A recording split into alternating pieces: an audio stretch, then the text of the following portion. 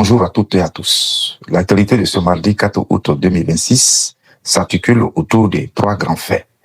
Premier fait, la fête de l'indépendance. À quelques jours de la célébration du 66e anniversaire de l'indépendance, aujourd'hui met en lumière les derniers préparatifs du grand défilé militaire à Yopougon. Mais cette montée vers les festivités donne également lieu à une vive controverse dans la presse d'opposition. Des quotidiens comme le quotidien d'Abidjan et le Nouveau Réveil critiquent la politique gouvernementale et estiment que les animations prévues autour de la fête risquent de promouvoir une culture de la consommation d'alcool auprès des jeunes. Et ils dénoncent également la hausse du prix du carburant, certains allant jusqu'à affirmer que le RHDP se moque des Ivoiriens. Ces prises de position traduisent le débat politique qui entoure cette célébration nationale. Deuxième fait, le prix national d'excellence. L'avenir revient sur la cérémonie du prix national d'excellence au cours de laquelle 80 personnalités et institutions ont été distinguées.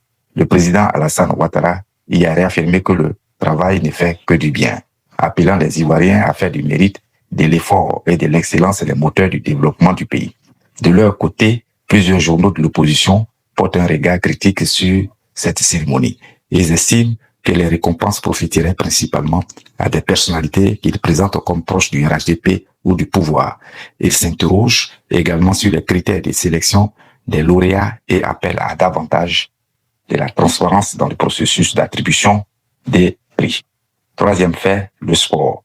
L'actualité sportive est marquée par l'attente du nom du futur sélectionneur des éléphants annoncé pour cette semaine.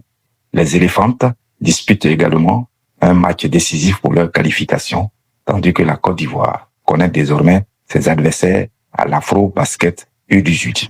En cyclisme, enfin, la campagne pour l'élection à la Fédération ivoirienne de cyclisme se poursuit avec la présentation du projet Horizon Cycliste 2030 du candidat Sylvestre Ouattara. C'est la fin de cette revue de presse. Merci de votre fidélité à la Nation TV. Excellente journée à toutes et à tous.